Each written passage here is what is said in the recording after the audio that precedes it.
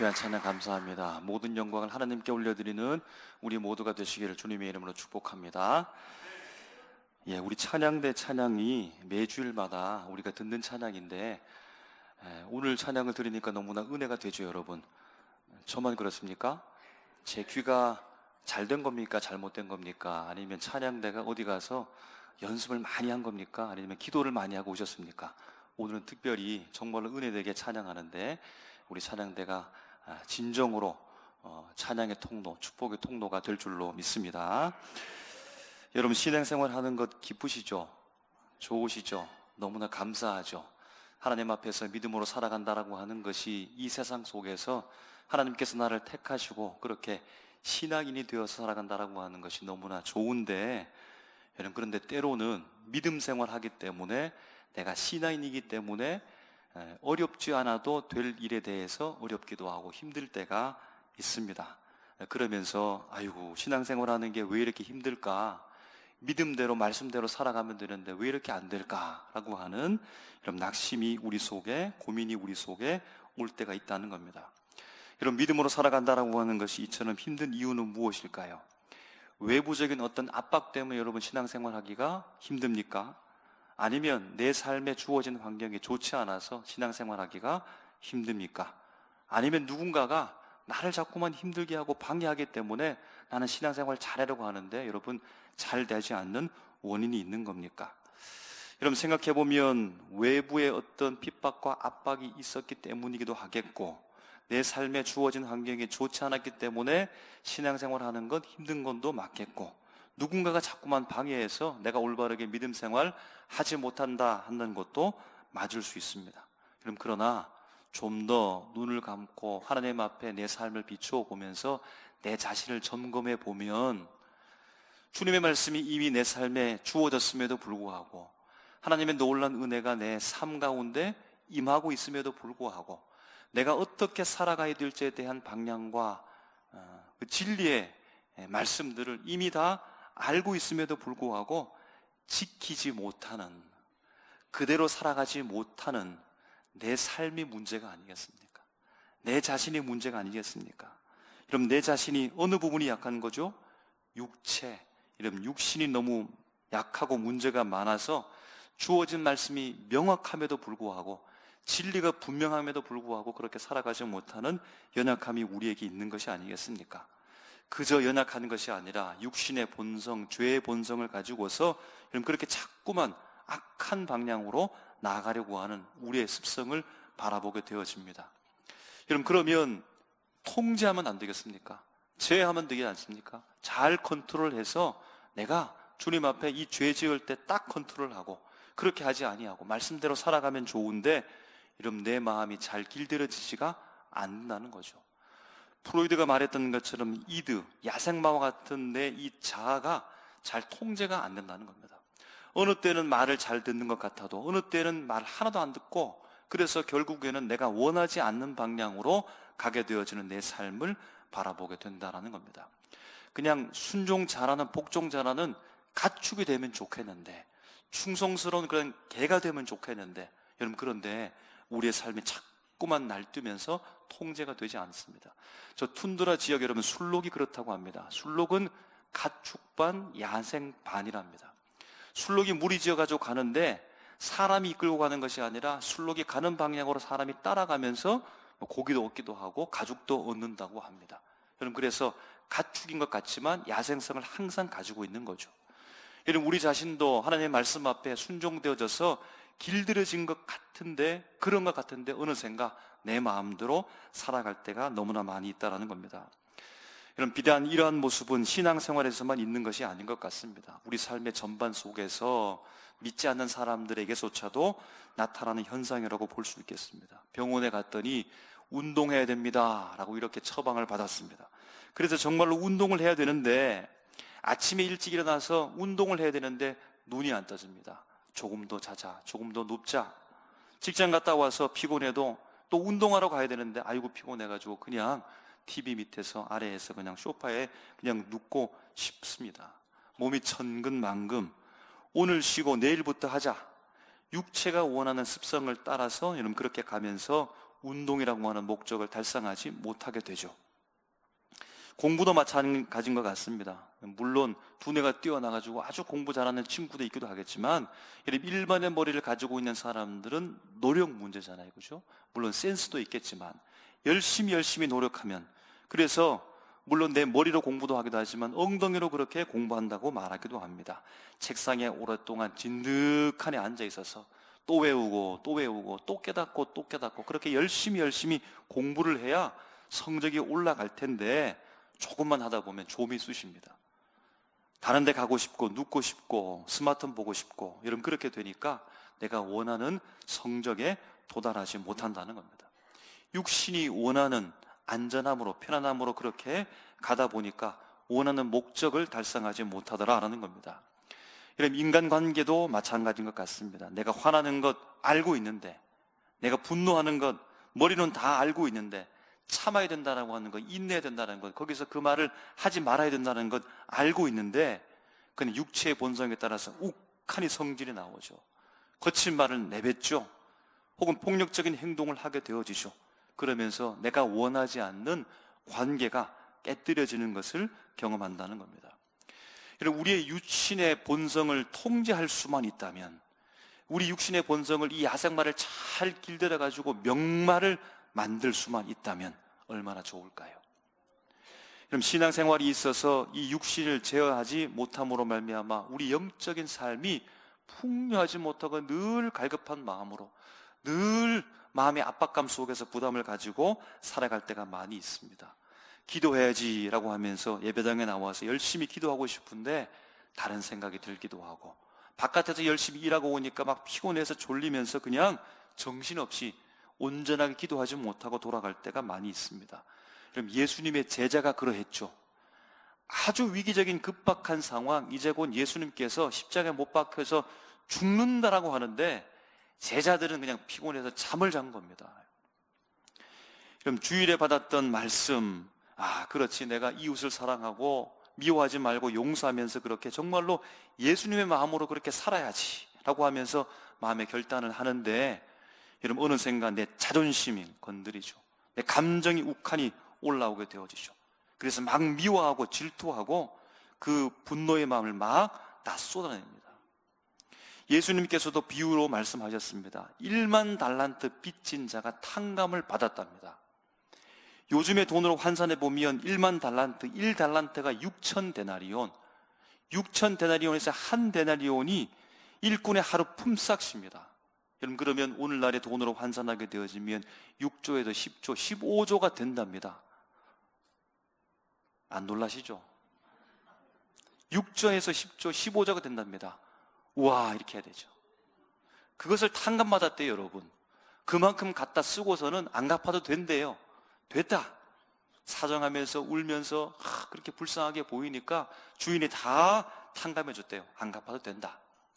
그런데 이 사람이 바깥으로 나가면서 길에서 친구를 만났는데, 너희놈 100데나리온 나한테 빌려놓고는 왜 안 갚냐고 막 멱살을 잡고서 보내주지 않는 겁니다. 아이고, 조금만 기다려달라고 내가 갚겠다고 해도 멱살을 잡고서 당장에 갚으라고 하는 겁니다. 100데나리온은요 요즘의 돈으로 환산하면 1,000만 원, 1,500만 원, 많게는 2,000만 원 될 수 있습니다. 이러면 요 돈만 보면 용서 못합니다. 1,000만 원이 얼마나 큽니까, 여러분? 1,500만 원, 2,000만 원이 얼마나 큽니까? 그냥 못 돌려보냅니다. 감옥에 가둬야 되죠. 여러분, 그런데 비교를 해야 되죠. 비교를. 내가 얼마만큼 용서받은 자인지, 10조, 20조를 용서받은 자인데 1,000만 원, 2,000만 원과 비교를 해야지, 이것만 보니까 용서를 못하고 있는 겁니다. 예수님께서 그렇게 비유하셨습니다. 이제부터는 내가 하나님 앞에 헌신하면서 주의 말씀대로 살아가겠다고 그렇게 굳은 다짐을 했는데, 내 육체의 안일함과 편안함을 위해서 살아갈 때가 얼마나 많이 있습니까? 물질적 욕망에 빠져서 그렇게 내 정욕의 모습대로 살아갈 때가 얼마나 많이 있습니까? 이런 디모데 후서를 보게 되었으면 사도 바울이 말하기를 세상을 사랑해서 세상으로 간 데마에 대해서 그렇게 말씀하고 있으니, 이런 과거로부터 예수님 믿는 사람, 신앙생활을 하고 있는 사람들이 이렇게 하나님을 사랑하노라 했다가도 세상을 사랑하면서 버리고 갔던 일들이 있었다는 겁니다. 매일매일 우리 자신을 통제하고 싶은데, 우리 육신을 제어하고 싶은데 그것이 잘 안 되니까, 악한 방향으로 자꾸만 나가게 되니까 우리 마음속에는 피폐함과 답답함과 힘듦으로 영적 탄식 가운데 주님 앞에 부르짖는 성도들이 너무나 많이 있습니다. 오늘 말씀이 바로 그런 말씀에 초점을 맞추었습니다. 12절 말씀에 보면 이렇게 말합니다. 그러므로 형제들아, 사도 바울이 로마 교회를 향하여서 말하기를, 형제들아, 우리가 어떤 자인가? 우리가 빚진 자로되 우리가 빚을 졌다. 생명의 빚을 진 자들이다. 1만 달란트 탕감받은 것처럼 빚을 진 자들이다. 독생자 예수 그리스도께서 나를 위해 내 죄값으로 내가 죽어서 지옥으로 가야 되는데, 내가 하나님으로부터 분리되어져서 절대절명의 그 절망의 순간으로 지옥으로 가야 되는데, 예수님께서, 아무 죄 없는 예수님께서 나를 위해서 대신 죽으셨다. 그래서 내가 빚진 자다. 빚진 자다. 그러므로 육신에게 져서는 안 된다는 거죠. 옛 습성, 죄의 본성을 따라서 그렇게 살아가서는 안 된다는 거죠. 육신대로 살아갈 것이 아니라는 거죠. 13절에 너희가 육신대로 또다시 그렇게 살면, 만약 육신대로 옛 본성대로 그의 정욕의 죄성대로 그렇게 살아가게 되어지면 반드시 죽을 것이로되, 하나님께서 우리에게 생명을 주셨음에도 불구하고 생명을 누리지 못하고 죽을 것 같은 삶으로 살 것이로되, 날마다의 삶이 풍성한 삶이고 열매 맺는 삶이 아니라 정말로 절망에 죽을 것 같은, 숨이 턱턱 막히는 그런 답답한 인생을 살 수밖에 없지만, 영으로서 몸의 행실을 죽이면 살겠다라고 말씀하는 겁니다. 여러분, 육신이 아니라 어떻게 살아야 된다는 겁니까? 14절에 무릇 하나님의 영으로 인도함을 받는 사람, 그 사람이 곧 하나님의 아들이라 라고 말합니다. 육신의 소욕이 아니라 성령 곧 영으로 살아가게 되어질 때, 그분의 인도함을 받게 살아가게 되어질 때 진짜 사는 것처럼 산다는 겁니다. 진짜 내가 그리스도인으로서 생명을 얻은 사람으로서, 진짜 구원받은 사람답게, 생명을 얻은 사람답게, 야, 너무나 좋다, 여러분, 그렇게 생명을 누리면서 살아갈 수 있게 된다는 겁니다. 그럼 지금 로마서 편지를 받고 있는 로마 교회는 로마에 있습니다. 로마 전체의 문화는 그때 당시에 헬라적 인식을 하고 있습니다. 그리스, 로마 철학 가운데 물들어 있는 세상과 문화입니다. 그 속에 로마 교회가 있습니다. 로마 교회 속에도 두 부류의 사람들이 있다고 할 수 있는데, 헬라적 인식을 하고 있는 사람들이 있는가 하면 히브리적 사고를 하고 있는 사람들이 있다고 볼 수 있습니다. 헬라적 인식을 하고 있는 사람은 그리스 로마 철학의 사상을 가지고 있는 사람들이고, 히브리적 사고를 하고 있는 사람은 유대인적 사고, 성경적 사고를 하고 있는 사람으로서 지금 사도 바울이 말하고 있는 육신에 대해서, 영에 대해서 이해하고 있는 겁니다. 그들의 사고 속에서 지금 사도 바울이 말하고 있는 육이 무엇인지, 영이 무엇인지에 대해서 말씀하고 있다는 겁니다. 여러분, 헬레식 인식은 영과 육을 철저히 분리합니다. 무엇이 선하고 무엇이 악할까요? 보이지 않는 영이 선하며 보이는 이 육, 이 만져지는 육체는 악하다는 겁니다. 보이지 않는 영은 선한데 이 보이는 육체 속의 감옥에 가두어져 있다는 겁니다. 여기서부터 탈출하는 것을 구원이라고 말합니다. 히브리적 사고는 무엇일까요? 육신, 바사르라고 하는 것은, 이 육신은 전인을 말하는 겁니다. 만져지는 육체만 말하는 것이 아니라 우리의 전인격 존재를 말하는 겁니다. 이 전인격 존재는 하나님으로부터 떨어진 타락한 존재를 육신이라고 말합니다.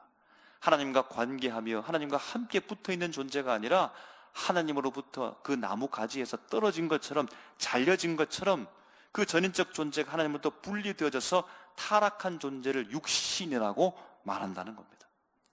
사도 바울이 지금 말하고 있는 것은 우리 육신, 만져지는 육체와 보이지 않는 영을 말하고 있는 것이 아니라 우리 전인적 존재, 육신이 되어버린, 하나님으로부터 탈락되어져서 그 관계가 단절되어져서 육신의 존재로, 죄악된 존재로 살아가고 있는 우리의 모습을 말한다는 겁니다.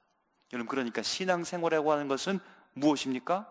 내 자아의 죄악된 본능을 따를 것인가? 나를 지배하시는 성령, 그 영, 성령의 주권을 따를 것인가에 대한 싸움이라는 겁니다. 내가 육신의 죄악된 본성을 따라가면서 죄를 지을 것인가, 성령의 지배를 받으면서 성령의 인도를 따라서 내가 선한 사람으로 살 것인가에 대한 고민이 지금도 우리에게 치열하게 맞붙어 있는 것이, 그 사이길에서 우리가 살아가고 있는 것이 신앙 생활이라고 말한다는 겁니다. 현실을 봅니다, 여러분.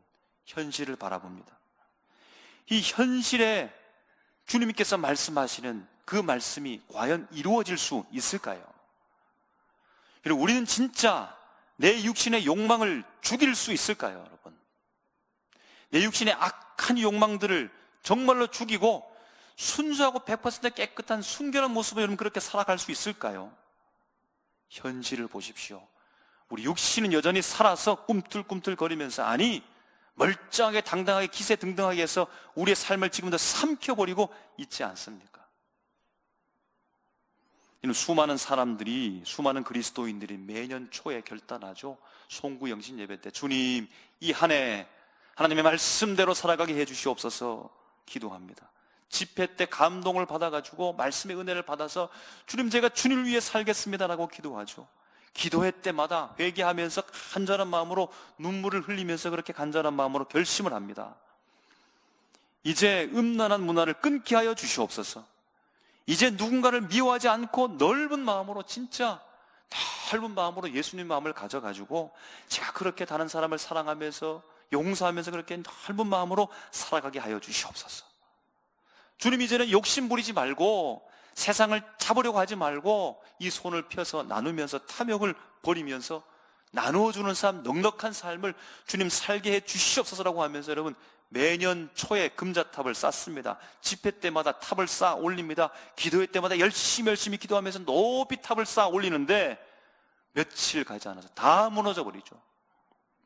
허망하게 무너진 저 탑을 바라보면서 어이구 어떡하나, 정말로 힘들다, 어떻게 신앙으로 살아갈 수 있을까 한탄합니다. 여러분, 물질의 유혹 앞에서 순식간에 양심을 팔아버리고 그렇게 범죄하고 있는 목회자의 소식, 뉴스를 들어보셨습니까? 중직자가 하나님의 말씀대로 살아가지 못하고 범죄하면서 그렇게 한순간에 무너진 것을 보았습니까? 여러분, 이 뉴스는 원수 같은 누군가가 만들어낸 가짜 뉴스가 아니고 정확히 현실에 보도되고 있는 팩트입니다. 영적으로 충만했다가 하나님의 은혜를 받고서, 야, 하나님의 은혜가 이렇게 좋구나, 내가 하나님 위해 살아야지, 정말로 너무나 좋다라고 했는데 가정으로 돌아가서 조그만 것 때문에, 말 한마디 때문에 배우자와 다투고 자존심이 폭발해가지고 막 분노를 다 쏟아내는 이러한 부부의 모습은 저 누군가의 모습이 아니라 바로 우리 가정의 모습이고 우리 가족의 모습이겠지요.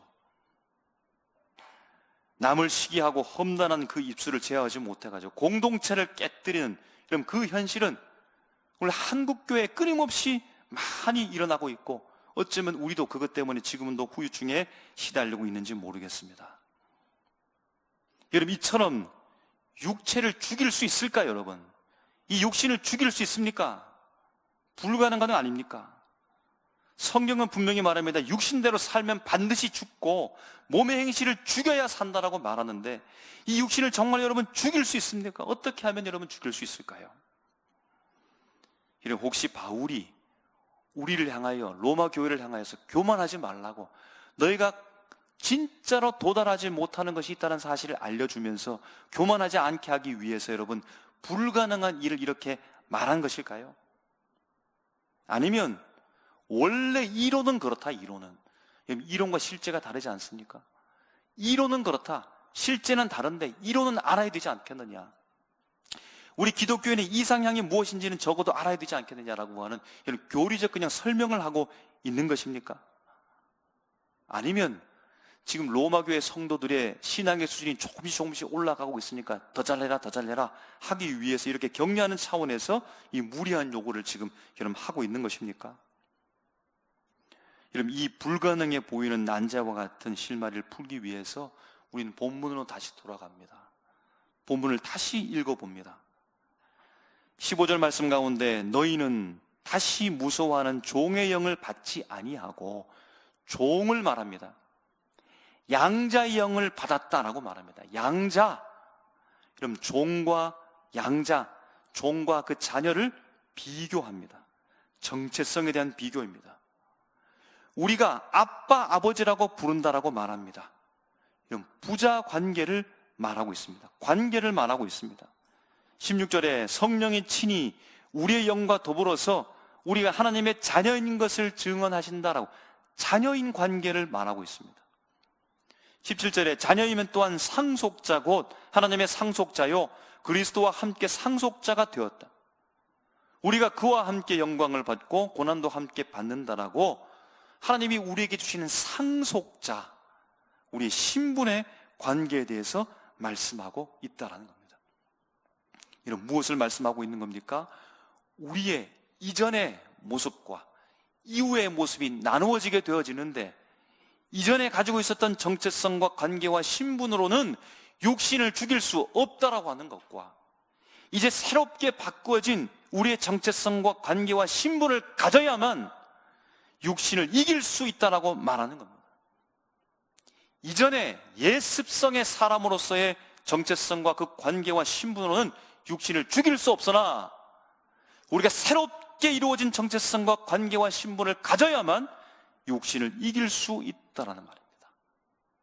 이런 무슨 말씀입니까? 고집센이 육신을 죽이고 제할 능력이 우리에게 없는 것 같은데 그러므로 인간의 의지와 결단으로 이 무거운 이 질긴 이 고집센 육신을 이길 수 없을 것 같은데 주님께서 말씀하시기를 15절에 너희는 다시 무서워하는 종의 영을 받은 것이 아니라 양자의 영을 받았다라고 말합니다. 우리가 아빠 아버지라고 부른다라고 말합니다. 우리가 죄에 매번 넘어지고 육신에게 지는 이유가 무엇입니까? 우리가 종의 패배주의로 가득하며 살아가고 있기 때문이라는 겁니다.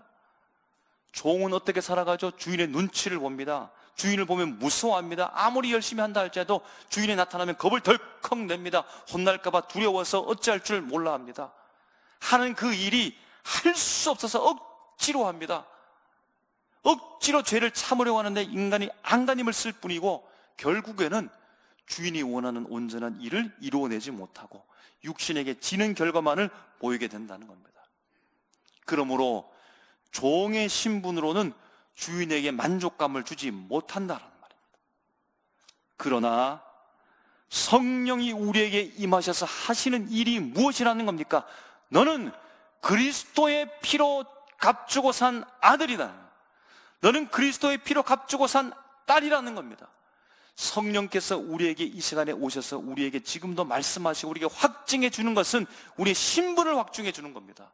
너는 종이다, 죄악의 자녀다, 마귀의 자녀다, 사탄의 자녀라고 증거해 주는 것이 아니라 성령께서 오늘 우리에게 말씀을 통하여 말씀하고 있는 것은 너는 하나님의 아들이다. 너는 하나님의 딸이다. 하나님께서 하나밖에 없는 독생자 예수 그리스도를 너를 위해서 죽게 하셨다. 너는 나의 아들이다. 너는 나의 딸이다. 그래서 우리가 성령께서 말씀해 주신, 알려주는 그 확증을 통하여서 하나님을 뭐라고 부른다는 말입니까? 아빠라고까지 부른다는 겁니다. 아버지라고 부른다는 겁니다. 여러분들의 아버지는 아빠입니까? 아버지입니까? 아버지입니까? 아버지옵니까? 아버지옵니까? 아빠가 더 가깝습니까? 아버지가 더 가깝습니까? 각자 세대 나름대로 부르는 아버지의 의미가 있을 겁니다. 하나님께서 심지어 그 전지전능하신 그 하나님을 아빠라고 말해요. 아빠. 하나님이 내 아빠라는 겁니다, 여러분. 육체를 이기는 힘은 나의 도덕적 결단으로부터 시작하지 않는다는 겁니다, 여러분. 그 도덕적 결단이 대단하고 칭찬받을 만한 일이지만 결국에는 실패하고 만다는 사실을 우리에게 계속해서 말씀해 주고 있다는 겁니다. 우리의 대단한 결단으로부터 시작하지 아니하고 내가 하나님의 존귀한 자녀요, 주님께서 나에게 주신 천국의 유업, 그 물려받는 상속자라고 하는 이 신분의 확신과 친밀한 사랑의 관계 속에서 바로 내가 자녀라고 하는 이 사실을 알게 됨으로 말미암아 내게 주어진 이 삶을 육신에게 지지 아니하고 하나님 아버지를 기쁘게 하는 삶으로 살아가게 한다는 겁니다. 그럼 자녀는 아버지를, 어머니를 기쁘게 하죠. 그저 아빠, 엄마 이런 부르는 그 자체가 아버지와 어머니에게 기쁨이 되죠. 내가 왕의 자리라고 하는 이 사실, 신분의 영광을 진짜로 깨닫고 내 아버지가 나를 얼마나 사랑하시는지, 그 사랑이 얼마나 친밀한다는 사실을, 여러분 그 사실을 누리게 되어질 때에 비로소 종의 두려움을 벗어던지고 그 사랑 안에서 육신의 저급한 욕망을 여러분 밟고 일어서게 되는 힘을 비로소 가지게 된다라고 말씀하고 있는 겁니다. 18세기 영국에 존 뉴턴이라는 사람이 있었는데요, 이 사람은 젊은 시절에 노예 무역선의 선장으로 일했다고 합니다. 돈을 벌기 위해서 아프리카 땅으로 가서 사람을 붙잡아서 노예로 만들어서 인간의 생명을 돈으로 바꾸는 그런 일을 했던 사람이라는 겁니다. 그러던 어느 날 대서양을 항해하던 중에 거대한 폭풍을 만나고 배가 침몰 직전에 있습니다. 죽음이 눈앞에 있는 겁니다. 그는 처음으로 하나님 살려주세요, 하나님 살려주세요. 제가 잘못했습니다, 제가 잘못했습니다. 주님 살려주세요. 여러분 그 계기를 통해서 그가 살아나고 복음을 받아들였다는 겁니다.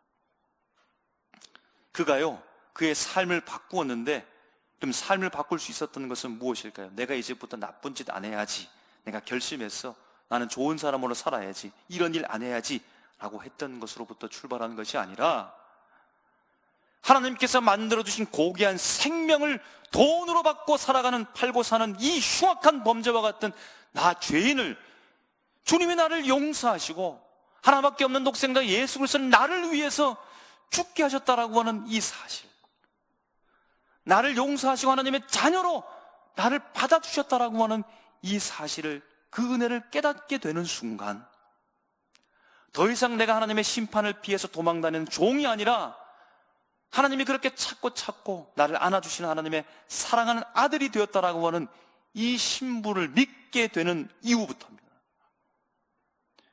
그 후에 그는 노예 무역을 완전히 버리고 목사님이 되었고 평생 노예 제도를 폐지하기 위해서 힘썼다는 겁니다. 자신이 이러한 은혜의 경험을 하고서 하나님의 은혜의 찬송으로서 남겼는데, 오늘날 우리가 전 세계적으로 가장 많이 불리는 찬송 가운데 하나인 Amazing Grace라고 합니다. 나 같은 죄인 살리신 주님의 은혜가 얼마나 놀라운지. 그럼 존 뉴턴을 변화시킨 힘은 무엇입니까? 그의 의지입니까? 그의 의지가 대단해서입니까? 그의 의지로 출발한 겁니까? 아니죠. 나는 하나님의 용서받은 자녀라고 하는 그 신분의 확신을 통하여 성령께서 그를 증거해 주심으로 말미암아 그 신분이 그의 가치관을 바꾸었고, 그의 신분이 그의 삶의 방향을 바꾸었고, 그의 신분이 결국에는 세상을 바꾸는 삶으로 만들게 되었다는 겁니다. 우리도 마찬가지입니다. 육신을 이기는 힘은 무엇입니까? 더 열심히 하십시오, 더 노력하십시오, 더 참으십시오, 더 결심하십시오. 여러분 그렇게 다그치고 오늘도 더 여러분 그 일이 대단한 결단이지만 거기로부터 출발하지 않는다는 겁니다. 성령께서 끊임없이 내 속에서 증언하는 그 소리를 들어야 된다. 성령의 지배를 받고 성령의 통치 속에 살아가야 된다는 겁니다. 사랑하는 아들아, 사랑하는 딸아, 너는 종이 아니다. 실패했다고 좌절하지 마라. 넌 종이 아니다. 하나님의 자녀이다, 하나님의 딸이다, 하나님의 아들이다.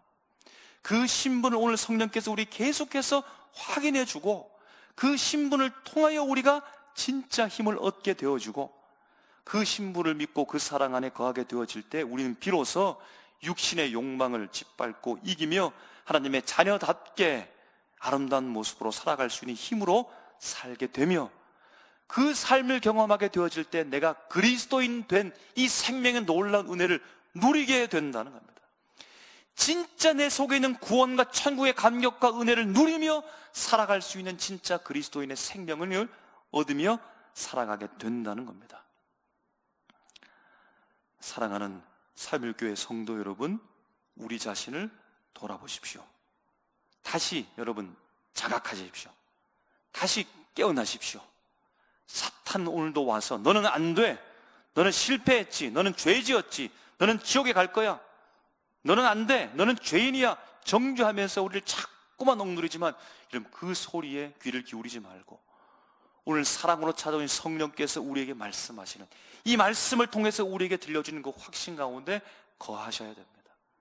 하나님의 자녀라고 하는 사실, 하나님의 아들이라고 하는 이 사실, 하나님의 딸이라고 하는 이 하나님의 놀라운 증거, 이 성령의 음성 가운데 여러분 나가야 됩니다. 하나님이 얼마나 우리하고 가깝냐면 하나님 아빠입니다. 여러분, 하나님 아빠, 하나님 아버지입니다. 그토록 우리와 친밀한 관계를 맺고 살아갑니다. 내 힘으로 육신을 죽이려고 하다가 낙심하지 말고, 방법론을 찾으려고 헤매다가 지치지 말고, 내가 누구인지를 아십시오. 내가 어떤 존재인지를 아십시오. 그러면 그 삶의 그 신분에 답게 맞는 합당한 삶으로 여러분 건너뛰며 변화되는 삶이 올 겁니다. 이번 한 주간 여러분 살아가면서 종의 두려움이 아니라 양자의 영으로서 당당한 하나님의 나라의 상속자답게 육신을 이기고 승리하는 우리 모두가 다 되시기를 주님의 이름으로 축복합니다. 기도하겠습니다. 하나님 아버지, 사탄의 음성을 들으면 나는 안 되는 자요,